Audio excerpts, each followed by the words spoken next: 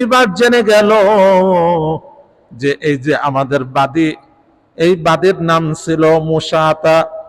এই মুসাতা তো ইসলাম গ্রহণ করেছে, মুসার যে রব আছে সেই রবের উপর ঈমান এনেছে। এটা জেনে যাওয়ার সাথে সাথে সে তার বাবা ফিরআউনকে জানিয়ে দিল।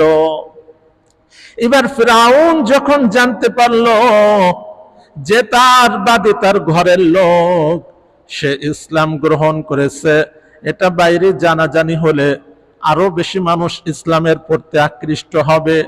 এই জন্য সে জলদি জলদি ওই মুসাতাকে কিভাবে ইসলাম থেকে নিয়ে আসা যায়, ইসলাম পরিত্যাগ করানো যায়, এই জন্য সে চেষ্টা করতে লাগলো।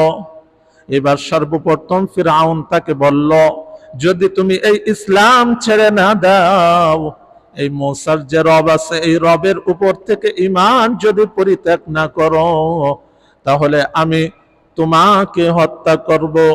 কিন্তু যখন হত্যার হুমকি দিল, ওই মুসাতা কিন্তু ইসলাম ছেড়ে দিল না, বরং সে এই কথাই বলল, আমি যে রব্বে মুসা, মুসার রবের উপর যে আমি ঈমান আনছি, এই ঈমান আমি কিছুতেই পরিত্যাগ করব না।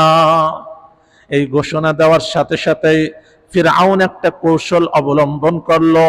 এবার সে ওই মুসাতার আরো দুইটা সন্তান ছিল, সেই দুইটা সন্তানকে সেখানে উপস্থিত করলো। আর ওই যে ফিরআউনের সৈন্যদেরকে সে বলল যে একটা আগুন প্রজ্বলিত করো, আগুন জ্বালাও এবং তার উপর কড়াই রেখে তেল ঢেলে দাও। তেল টকবক করতে থাকলো। তেল টকবক করা অবস্থায় এবার মুসা তাকে বলতেছে, যদি তোমার ইসলামকে ত্যাগ না করো, তাহলে তোমার যে এই যে সন্তান দেখতেছো, এই সন্তানদেরকে আমি ওই কড়াইয়ের মধ্যে ঢেলে দেব।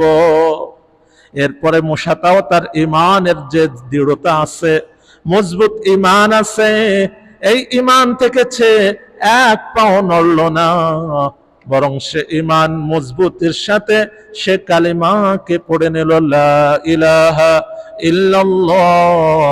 এই যে কালিমা আছে, এই কালিমাকে শক্তভাবে আরো পড়তেছে। এবার যখন প্রথম সন্তানকে ওই যে কড়াইয়ের মধ্যে ফেলা হলো, ওই যে প্রথম সন্তান ফেলানোর সাথে সাথে কাবাবের মতো তার হাড্ডি গোশত সবগুলো টকবকে তেলের মধ্যে যে সে শাহাদাত বরণ করলো। শাহাদাত বরণ করার কারণে